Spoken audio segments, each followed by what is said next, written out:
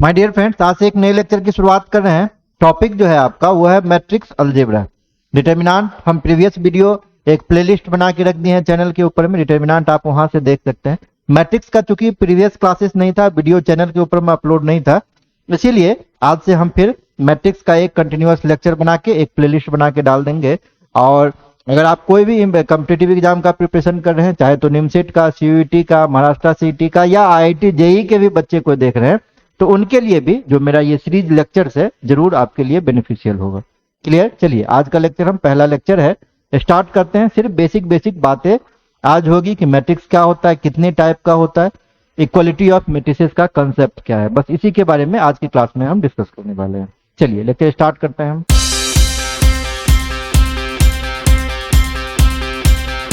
देखिए स्टूडेंट्स, आज जो हम पढ़ेंगे ये कोर्स कंटेंट की हम बात कर रहे हैं। इंट्रोडक्शन पढ़ेंगे। सबसे पहले मैट्रिक्स क्या होता है, मैट्रिक्स का डिफिनीशन के बारे में बात करेंगे, है ना। Definition of matrix, definition of matrix, इसकी हम बात करेंगे।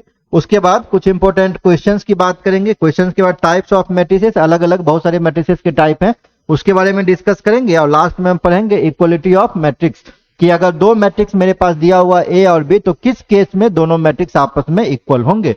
उसके लिए कुछ सर्टेन रूल्स एंड रेगुलेशन है, उसी की चर्चा हम यहाँ पे लास्ट में करेंगे। इसके बेस पे जो इंपॉर्टेंट क्वेश्चन होंगे उसकी हम बात करेंगे। तो ये है आपका पूरा का पूरा कोर्स कंटेंट जो आज की क्लास में हम पढ़ाने वाले हैं। अब पहला चीज है कि मैट्रिक्स होता क्या है। क्लियर? मैट्रिक्स क्या होता है, बहुत सारा कंफ्यूजन रहता है कि सर डिटर्मिनेंट क्या है, मैट्रिक्स क्या है। तो मैट्रिक्स बेसिकली क्या है, मैट्रिक्स कुछ नंबर्स का अरेंजमेंट है और उस नंबर को हम लोग रो और कॉलम के फॉर्मेट में रखते हैं। क्लियर? मैट्रिक्स क्या है, कुछ नंबर्स का अरेंजमेंट है, बस और कुछ नहीं है। क्लियर? तो वही लिखे हैं, matrix is an rectangular array of real और complex number in row and column. Matrix is denoted by capital letter ABC। Matrix क्या है, आप सीधा सीधा याद रखिए, matrix is arrangement of some numbers in row and column format। इसी को हम लोग टेबुलर फॉर्मेट भी कहते हैं, डेट इज टेबुलर फॉर्मेट, क्योंकि टेबल में भी क्या रहता है, रो और कॉलम का ही कॉम्बिनेशन रहता है किसी भी टेबल के अंदर में। तो पहला चीज अगर बच्चों आपसे पूछेगा मैट्रिक्स क्या होता है, तो क्या कहिएगा, matrix is an arrangement of some number. Matrix कुछ नंबर का अरेंजमेंट होता है, सजा के लिखने का तरीका होता है। अब बात है कि किसके अंदर लिखेंगे, तो लिखेंगे हमेशा हम किसके अंदर में, दो, है ना, स्क्वायर ब्रैकेट के बीच में। कहिएगा सर स्क्वायर ब्रैकेट क्या होता है, तो बिग ब्रैकेट आप मैथ में पढ़े हैं, मैथ में बिग ब्रैकेट पढ़े हैं ना, इसी के अंदर में कुछ नंबर को हम सजा के लिखेंगे। क्लियर? इसी को रेक्टेंगुलर एरे कहा जाता है, इसी को रेक्टेंगुलर एरे भी कहा जाता है, जो हम ऊपर में लिखे हैं। रेक्टेंगुलर एरे यहाँ पे लिखे हैं ना, रेक्टेंगुलर एरे का मतलब क्या हो गया, बिग ब्रैकेट, जिसको आप मैथ में पढ़े होंगे बचपन में। क्लियर? पहली बातें तो क्लियर हो गई। मैट्रिक्स क्या है, मैट्रिक्स कुछ नंबर का अरेंजमेंट है जिसको हम रो एंड कॉलम के फॉर्मेट में लिखते हैं। किसके अंदर लिखेंगे, स्क्वायर ब्रैकेट के अंदर में, बिग ब्रैकेट के अंदर में। क्लियर? ये पहली बातें हो गई। अब जैसे अगर हम एग्जांपल ले ले, ध्यान दीजिएगा, A11, A12, A13, A21, A22, A23, A31, A32, A33। अभी सबका मतलब आपको समझना है, क्या मतलब इसका। अगर हम इसमें हॉरिजेंटली चलेंगे ना, हॉरिजेंटली चलेंगे तो इसको हम लोग कहते हैं रो। हॉरिजेंटल वे में चलेंगे, ऐसे चलेंगे तो उसको रो कहेंगे। क्लियर? तो कितना रो हो गया, यहाँ कितना रो हो गया, ये पहला, ये दूसरा, ये तीसरा। ठीक, रो इक्वल टू 3 हो गया। कॉलम अगर वर्टिकल चलेंगे तो उसको हम लोग कॉलम कहते हैं। तो कितना कॉलम हो गया, 1 2 3, तो ये कॉलम भी आपका 3 हो गया। Column is equal to 3। तो यहाँ पे बच्चों पहले रो को लिखिएगा इनटू कॉलम को। ये पहला नंबर क्या इंडिकेट करता है, रो, दूसरा नंबर क्या इंडिकेट करता है, कॉलम। अब 3 इंटू 3, इसको हम लोग कहते हैं ऑर्डर, इसको कहते हैं ऑर्डर। तो पूछेगा इस मैट्रिक्स का ऑर्डर क्या है, तो 3 क्रॉस 3 है। पहला 3 क्या रिप्रेजेंट कर रहा है, रो, दूसरा 3 क्या रिप्रेजेंट कर रहा है, कॉलम। अगर हम 3 इंटू 3 गुणा कर दे, टोटल कितना हो जाएगा, 9। तो 9 क्या रिप्रेजेंट करा, नंबर ऑफ एलिमेंट को रिप्रेजेंट करा कि इस मैट्रिक्स के अंदर में टोटल 9 एलिमेंट है। क्लियर है? ये 3 क्रॉस 3 इज इक्वल टू 9, ये क्या बता रहा है? ये बता रहा है element of the matrix, matrix के अंदर में टोटल कितना एलिमेंट है उसके बारे में ये बता रहा है। क्लियर? ऑर्डर क्लियर हो गया? ऑर्डर मतलब क्या? ऑर्डर मतलब number of row, number of column, number of row into number of column, उसी को हम लोग ऑर्डर के नाम से जानते हैं। क्लियर? अगर इसमें आप ध्यान से देखिएगा तो ऐसा एलिमेंट जहां रो और कॉलम बराबर है, ऐसा एलिमेंट जहां रो और कॉलम बराबर है 1 1 2 2 3 3 है, इसको हम लोग क्या कहते हैं? इसको हम लोग कहते हैं principal diagonal element, principal diagonal element, या आप देखिएगा कहीं कहीं पे डायगोनल एलिमेंट भी लिखा जाता है। अब यहाँ पे एक क्वेश्चन रहता है स्टूडेंट का, क्वेश्चन ये रहता है, स्टूडेंट पूछते हैं सर मैट्रिक्स किस शेप का है? रेक्टेंगल के शेप का। क्लियर? मैट्रिक्स किस शेप का है? रेक्टेंगल के शेप का, ABCD मान लेते हैं। तो रेक्टेंगल में तो 2 डायगोनल होता है ना, समझ रहे हैं बात? अगर आप कह रहे हैं सर मैट्रिक्स रेक्टेंगुलर टाइप का है, तो रेक्टेंगल में कितना डायगोनल? 2। तो मैट्रिक्स में फिर 1 क्यों होता है? क्वेश्चन है, जायज क्वेश्चन है। हम यहाँ पे क्या कंसेप्ट बताया आपको? कंसेप्ट हम आपको ये बता रहे हैं कि मैट्रिक्स में डायगोनल एलिमेंट उसी को कहेंगे जहां रो और कॉलम बराबर है। अगर हम ऐसे चलेंगे तो 1 1 2 2 3 3 बराबर है। अगर हम क्रॉस में ले लें, ऐसे ले लें, ऐसे ले लें, अगर देखिए बराबर है क्या? देखिए तो 3 1 डिफर कर रहा है ना दोनों, 1 3 डिफर कर, आपको ये सर 2 2 तो है ना, तीनों ना होना चाहिए इक्वल, है ना? इसीलिए डायगोनल एलिमेंट ओनली क्या होगा? ये वाला होगा 1 1 2 2 3 3, उसी को प्रिंसिपल डायगोनल एलिमेंट या ओनली डायगोनल एलिमेंट मैट्रिक्स के अंदर में कहा जाता है, इसको हम लोग नहीं कहेंगे। क्लियर है? मैट्रिक्स को हमेशा रिप्रेजेंट कैपिटल लेटर से, ये ABCD अपर केस लेटर जो भी होगा, और उसके एलिमेंट को हम लोग लोअर केस लेटर से ABCD ऐसे करेंगे। क्लियर? नेक्स्ट है matrix is just as an array of number and no numerical value. हमें स्टार्टिंग में ही आपको बताया मैट्रिक्स क्या होता है, बस कुछ नंबर का अरेंजमेंट होता है। अगर कुछ नंबर का अरेंजमेंट है तो मैट्रिक्स का अपना कोई भी स्पेसिफिक वैल्यू नहीं होगा, बस लिखने का तरीका है मैट्रिक्स। क्लियर? तो मैट्रिक्स का अपना नो न्यूमेरिकल वैल्यू, कोई अपना वैल्यू, फिक्स वैल्यू नहीं होगा। Number of element in matrix of order m cross n is n cross n, m cross n। जैसे 3 क्रॉस 3 का है ना, तो टोटल कितना एलिमेंट होगा इसके अंदर में? 3 क्रॉस 3 9। अगर कोई मैट्रिक्स 2 क्रॉस 3 का है, कितना नंबर ऑफ एलिमेंट होगा? 6, 2 इंटू 3 6 हो जाएगा। क्लियर? अब आप कहिएगा कि सर यहाँ पे जो आप 1 3 लिखे इसका क्या मतलब है, इस 1 3 का? तो 1 किसको रिप्रेजेंट करा? हम आपको पहले बताए कि 3 जो है पहला नंबर रो बता रहा है, दूसरा नंबर कॉलम बता रहा है। तो अगर हम कह रहे हैं ना A13, तो ये हुआ element at first row and third column. समझ रहे हैं बात? A13 तो पहला रो तीसरे कॉलम का एलिमेंट है। अगर हम कहते हैं आपसे A32, इसका क्या मतलब है? तीसरे रो का दूसरे कॉलम का एलिमेंट है। सही बात है, ये पहला रो, ये दूसरा रो, ये तीसरा रो, ये पहला कॉलम और ये दूसरा कॉलम, तीसरे रो के दूसरे कॉलम का एलिमेंट। क्लियर? साइमल्टेनियसली आप सारे नंबर्स के लिए ऐसे ही बता सकते हैं। तो ये मैट्रिक्स का बेसिक इंट्रोडक्शन हो गया। अब चलिए एक इंपॉर्टेंट क्वेश्चन यहां से है, if order of matrix is 2 cross 3 and Aij is equal to I minus 2j, right the matrix. कह रहा है एक 2 क्रॉस 3 का मैट्रिक्स लिखिए। कितना रो? रो कितना इसमें होगा? इसमें रो होगा 2 और कॉलम कितना होगा? कॉलम हो जाएगा 3। तो अगर हम बच्चों मैट्रिक्स मानेंगे, 2 रो मानना है, हम मान लेते हैं A11 A12, कॉलम कितना होना चाहिए? 3, तो A13 है ना, और A21 A22 A23। अब कहिएगा सर आप कैसे लिख दिए इसको? रो कितना होना चाहिए? 2, तो हॉरिजॉन्टल में हम 2 लाइन चलेंगे। कॉलम कितना? 3 ना, तो ये पहला कॉलम, दूसरा कॉलम, तीसरा कॉलम, मतलब आपको 1 1 पहला रो पहला कॉलम, पहला रो दूसरा कॉलम, पहला रो तीसरा कॉलम, 3 तक चलना पड़ेगा कॉलम के केस में। क्लियर? और रो के केस में दो ही रो है तो 2 1 2 2 2 3 चलना पड़ेगा। क्लियर है? अच्छा, यहाँ रूल क्या दिया हुआ है? कह रहा है इस रूल से आपको निकालना है a i j is equal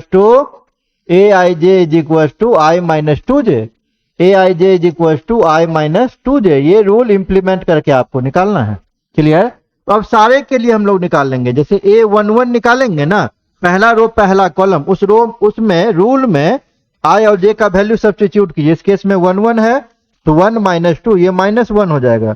अगर हम A12 का निकालेंगे तो 1 माइनस 2 इंटू 2 तो ये हो जाएगा 1 माइनस 4, ये माइनस 3 हो जाएगा।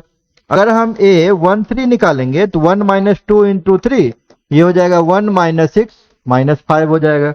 इसी तरीके से A21 निकालेंगे तो 2 माइनस 2 इंटू 1 2 माइनस 2 ये 0 हो जाएगा। A22 निकालेंगे 2 माइनस 2 इंटू 2 कितना हो गया 2 माइनस 4 माइनस 2 हो जाएगा। A23 निकालेंगे 2 माइनस 2 इंटू 3 तो कितना हो गया 2 माइनस 6 ये माइनस 4 हो जाएगा। सारा एलिमेंट निकाल लिए उस रूल के अकॉर्डिंग। अब आप सब्स्टिट्यूट कर दीजिए मैट्रिक्स में तो क्या हो जाएगा। तो A बराबर जिसका जो प्लेस था वहां पे वैल्यू रखते चले जाइए। A11 पर कितना रखेंगे -1, A12 पर -3, A13 पर -5, इसी तरीके से A21 पर 0, A22 पर -2, A23 पर वैल्यू -4। यही आपका आंसर हो जाएगा। क्लियर? इस रूल से आप किसी भी मैट्रिक्स को निकाल सकते हैं। जितना ऑर्डर कहेगा वो आप पहले एक सैंपल मैट्रिक्स लिख लीजिए, रूल के अकॉर्डिंग सारे का वैल्यू निकाल के सब्स्टिट्यूट कर दीजिए आप। क्लियर है? क्वेश्चन आसान है। नेक्स्ट क्वेश्चन पे चलते हैं। अब देखिए कह रहा है, ध्यान दीजिए, यहाँ matrix of order 5 cross 2 where element a equal to, ये रूल दिया हुआ है।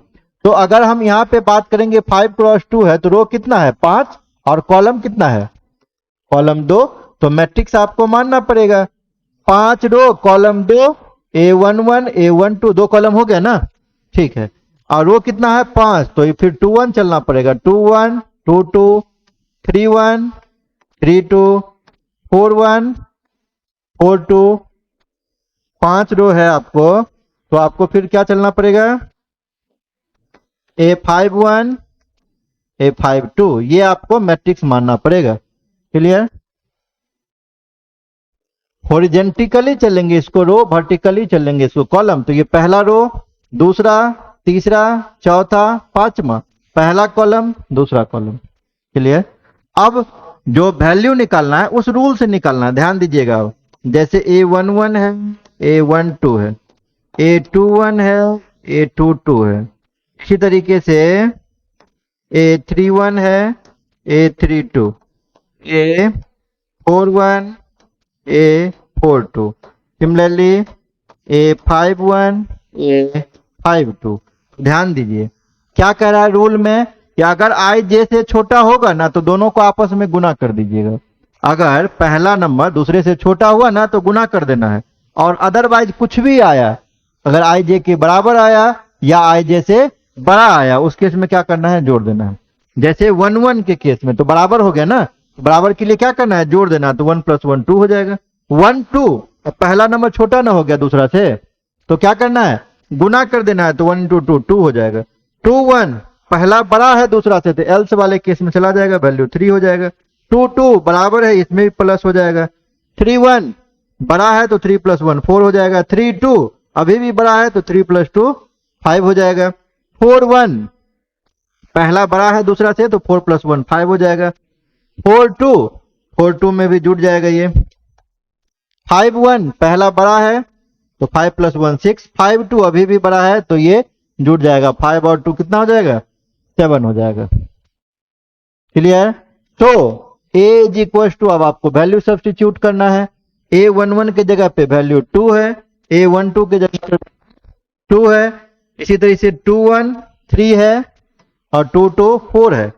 3 1 4 है, 3 2 5, 4 1 5, 4 2 6, 5 1 6 और ये 7। यही आपका आंसर हो गया।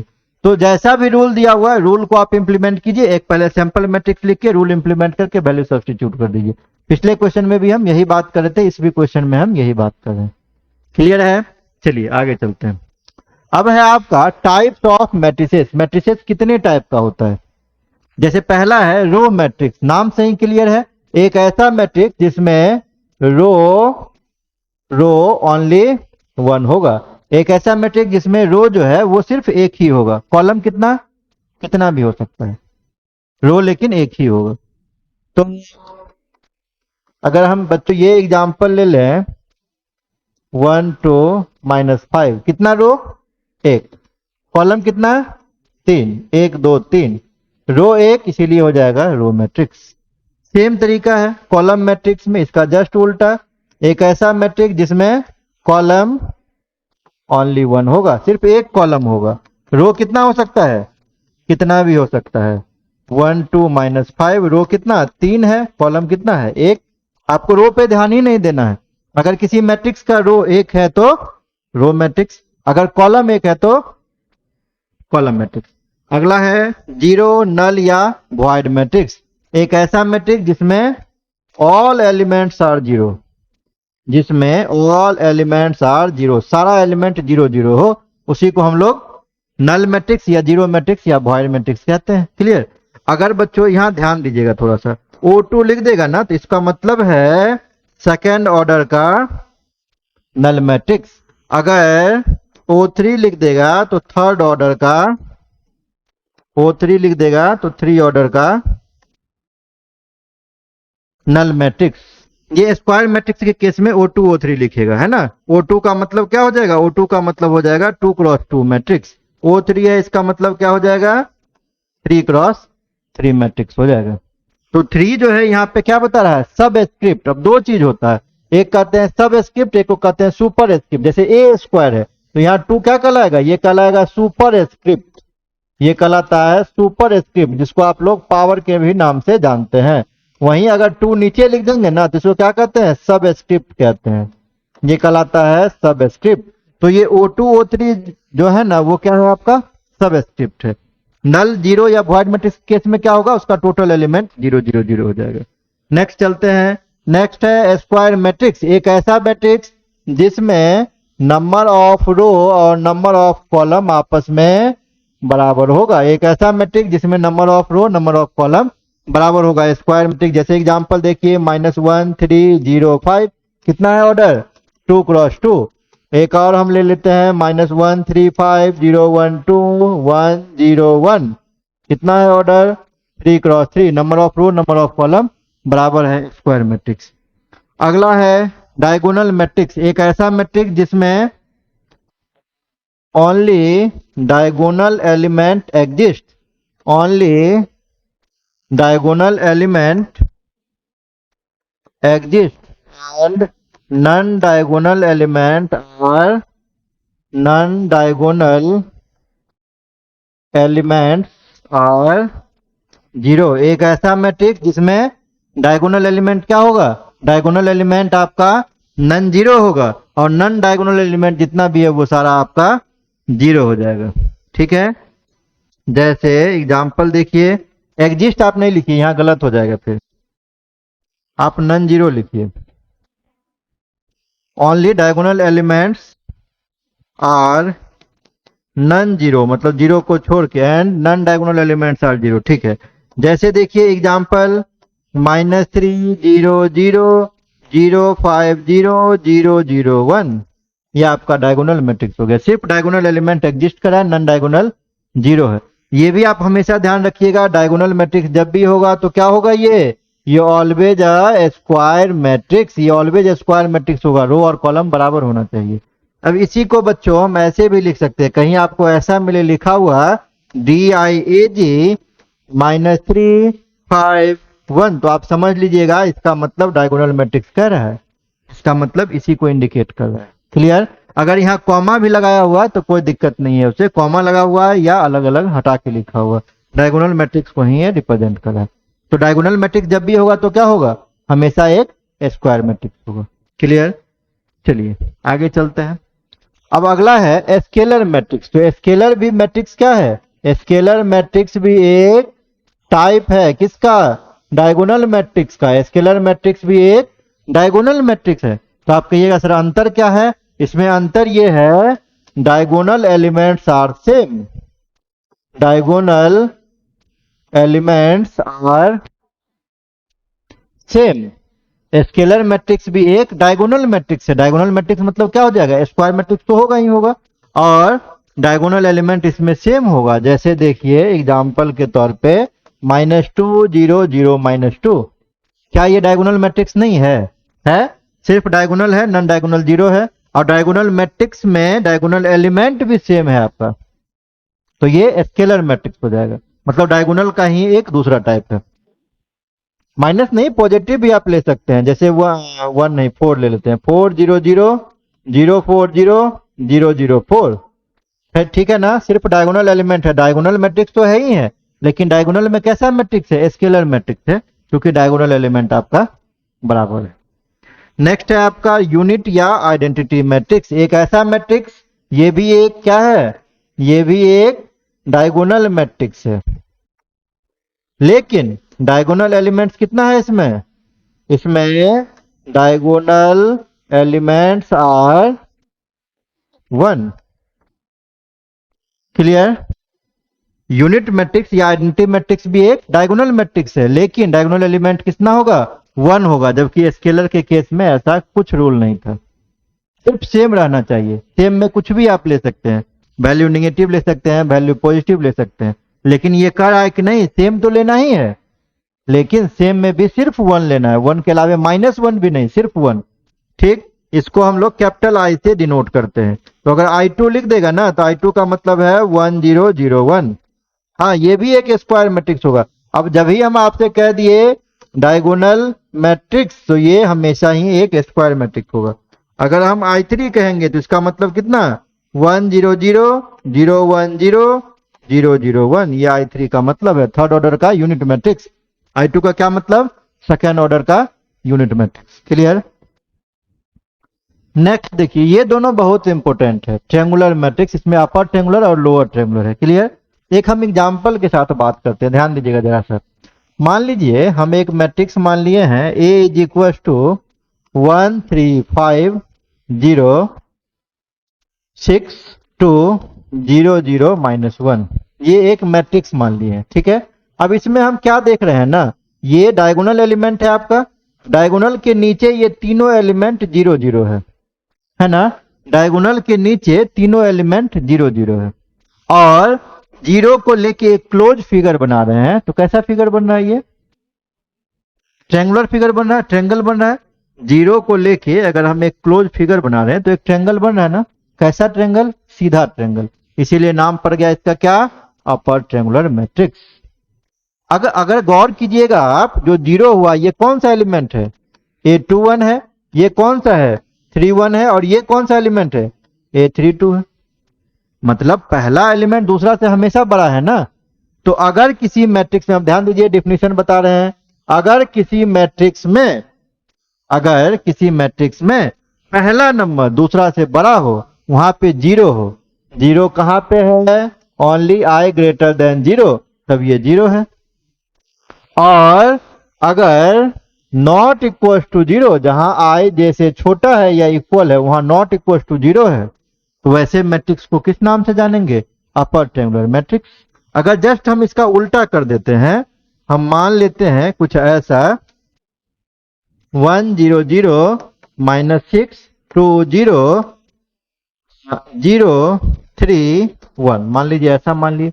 अब हम यहाँ पे क्या देख रहे हैं, यहाँ पे डायगोनल ये है ना, डायगोनल के ऊपर सारा एलिमेंट 0 है। अगर 0 को लेके एक हम क्लोज फिगर बनाते हैं तो ट्रायंगल तो बन रहा है, कैसा ट्रायंगल, अपोजिट ट्रायंगल, इसीलिए नाम क्या पड़ गया इसका, लोअर ट्रायंगुलर मैट्रिक्स।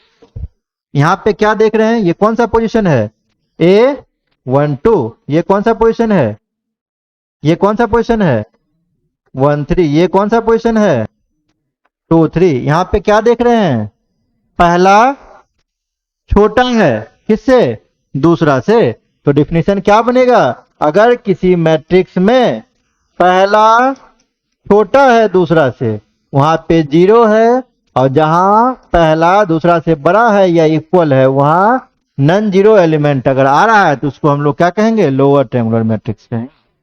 क्लियर है, दोनों तरीका आपको ध्यान में बच्चों ये रखना है, अभी जो हम ये बता रहे थे, अगर थोड़ा समझने में दिक्कत हो रहा है तो आप इसको एग्जाम्पल को भी ध्यान में रख के उसको समझ सकते हैं, लेकिन है बहुत इंपॉर्टेंट, इसको ध्यान रखिएगा। नेक्स्ट है इक्वलिटी ऑफ मैट्रिसेस। दो मैट्रिक्स इक्वल कब होगा? अब दो मैट्रिक्स है बच्चों, मान लीजिए कि m क्रॉस n का है पहला ए मैट्रिक्स, b है दूसरा मैट्रिक्स, तो a और b को हम इक्वल तभी कहेंगे ना, दो मैट्रिक्स को इक्वल तभी कहेंगे जब दोनों का ऑर्डर सेम हो। ऑर्डर सेम का मतलब समझ रहे हैं? अगर पहला 2 क्रॉस 2 का, दूसरा भी 2 क्रॉस 2 का होना चाहिए। अगर 2 क्रॉस 3 का पहला है तो दूसरा भी 2 क्रॉस 3 का होना चाहिए, ये पहला रूल है। दूसरा रूल क्या है? दूसरा रूल है कि elements are also same, elements are also same, elements भी बराबर होना चाहिए। ऑर्डर तो बराबर होना ही चाहिए, एलिमेंट्स भी साथ ही साथ इक्वल होना चाहिए।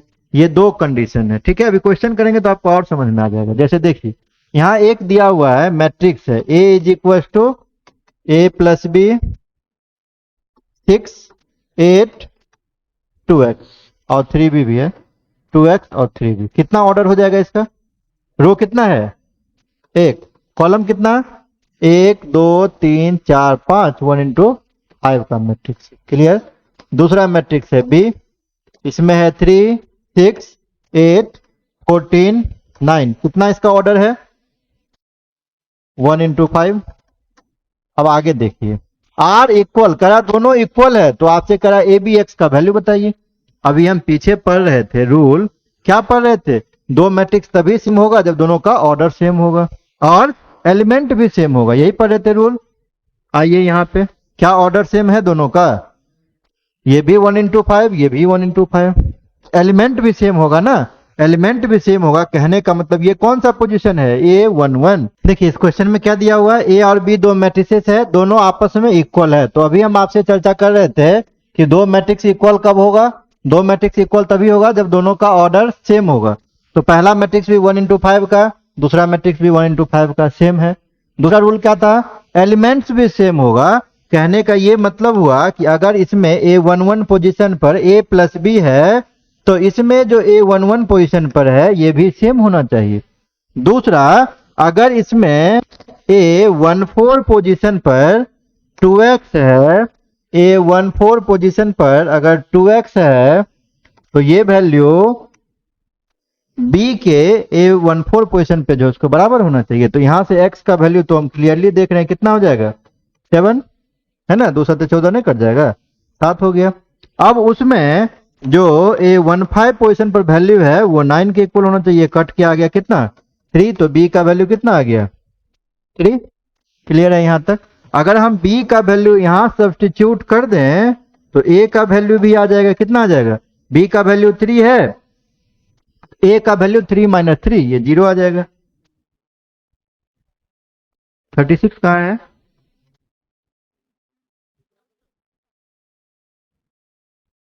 (36 = 9), ये 3b है जी, तो 3b = 9। क्लियर? A का वैल्यू 0 हो गया, B का वैल्यू 3 और x का वैल्यू 7 हो गया। ये आपका फाइनल आंसर हो जाएगा। क्लियर? दूसरा क्वेश्चन करके देखते हैं, हो सकता है इसमें आपको समझ में ना आया हो। क्वेश्चन देखिए क्या करा? Equality of matrices hold if and only if the matrices. Equality के लिए क्या कंडीशन बताए? दोनों का ऑर्डर सेम और एलिमेंट्स भी सेम। देखिए कौन सा ऑप्शन सही है? The same of number of column, ये कह रहा सिर्फ नंबर ऑफ कॉलम सेम होना चाहिए, गलत है। कह रहा same number of row and column, ये करीब करीब सही है। कह रहा the same number of row only, ये भी गलत है। ऑल एलिमेंट्स इक्वल टू 0, ये भी गलत है। तो क्या हो जाएगा? The same number of row and column. Clear? मतलब इसी को हम ऑर्डर करें, लेकिन इसके अलावे भी दूसरा रूल है। क्या रूल है? एलिमेंट्स भी सेम होना चाहिए, जिसकी चर्चा यहाँ पे वो नहीं कर रहा था। तो फिलहाल यहाँ पे सेकंड ऑप्शन आपका सही है। नेक्स्ट देखिए, ट्रू और फॉल्स पूछ रहा है। For matrix equality corresponding element must be equal, है ना। दो मैट्रिक्स को इक्वल होने के लिए कॉरस्पॉन्डिंग एलिमेंट का इक्वल होना जरूरी है कि नहीं है? जरूरी है। अभी ना बता रहे थे दो मैट्रिक्स इक्वल कब होगा? जब दोनों का ऑर्डर सेम होगा और एलिमेंट्स भी सेम होगा। तो वही तो पूछ रहा था कि कॉरस्पॉन्डिंग एलिमेंट बराबर होने चाहिए, तो आपको क्या करना पड़ेगा? हाँ बराबर होगा, तो ट्रू हो जाएगा ये। क्रॉसपॉन्डिंग का मतलब ए में A11 का वैल्यू बी के B11 के बराबर होना चाहिए, यही क्रॉसपॉन्डिंग हो गया। क्लियर। नेक्स्ट क्वेश्चन देखिए, a इज इक्वल टू इसमें दिया हुआ है a का वैल्यू 7 है और यहाँ 2a प्लस 3 भी है, यहाँ 1 है और 8 है, ये a है। दूसरा मैट्रिक्स b है, ये 7 है, a प्लस b 5 है और ये 8 है। ये क्या दिया हुआ है, a and b are equal matrices, then find the value of a and b। दोनों इक्वल कब होगा आपस में, जब a प्लस b का वैल्यू 1 होगा। पहला तो ऑर्डर देखिए, ये भी 2 क्रॉस 2 का है, ये भी 2 क्रॉस 2 का, ऑर्डर सेम है ना, सेम है। क्रॉसपॉन्डिंग मैट्रिक्स को भी इक्वल कीजिएगा ना, एलिमेंट को। 7 है तो 7, 2a प्लस 3 का वैल्यू कितना हो जाएगा 5, 2a प्लस 3 का वैल्यू हो जाएगा 5। 1 किसके बराबर होगा, a प्लस b के, तो वही हम किए हैं। क्लियर। अब ये इक्वेशन आप सॉल्व करने के लिए जानते होंगे, ये पहला मान लेते हैं, इसमें 2 से गुना कर देते हैं तो कितना हो जाएगा 2a plus 2b is equal to 2। उसके नीचे लिख देते हैं हम, तो 2a plus 3b is equal to 5। घटा दीजिए दोनों को, कट जाएगा 2 minus 3b, minus b is equal to कितना -3, कैंसिल हो गया। तो b का वैल्यू कितना आ गया 3, b 3 आ गया, पहले में पुट कर दीजिए b का वैल्यू 3, तो a प्लस 3 बराबर 2, a बराबर कितना, a प्लस 3 बराबर 1, तो a बराबर 1 माइनस 3 माइनस 2, ये ना आया। b का वैल्यू 3 आ गया और a का वैल्यू -2 आ गया, यही आंसर हो गया। क्लियर है, कुछ इसमें था नहीं। चलिए लास्ट क्वेश्चन करते हैं। a and b are equal matrices, दोनों इक्वल मैट्रिसेस है और a का वैल्यू दिया हुआ है 6, -12, 18 और 24। कितना ऑर्डर है इसका 1 into 4 नहीं है, 4 कॉलम है। तो कह रहा है व्हाट इज मैट्रिक्स b। अगर a और b इक्वल मैट्रिसेस है तब दोनों का ऑर्डर सेम होना चाहिए, यही ना मतलब है। ऑर्डर सेम मतलब ये भी 1 into 4 का होना चाहिए। इसके अलावे एलिमेंट्स भी सेम होना चाहिए, अगर 6 है तो ये भी 6, -12 है तो -12, 18 है तो 18, 24 है तो 24। यही आपसे पूछ रहा था कि मैट्रिक्स बी कितना होगा, तो बी मैट्रिक्स भी आपका सिमिलर मैट्रिक्स होगा, तभी ये दोनों मैट्रिक्स आपस में इक्वल होगा। क्लियर। तो ये आपका इक्वलिटी ऑफ मैट्रिसेस का है। कोई डाउट आप लोग को हो तो बता सकते हैं, नहीं डाउट है तो फिलहाल हम इस क्लास में बेसिक चीज की बातें किए हैं, यहीं तक रखते हैं। अगले क्लास में फिर हम इससे आगे की बात करेंगे। Thank you.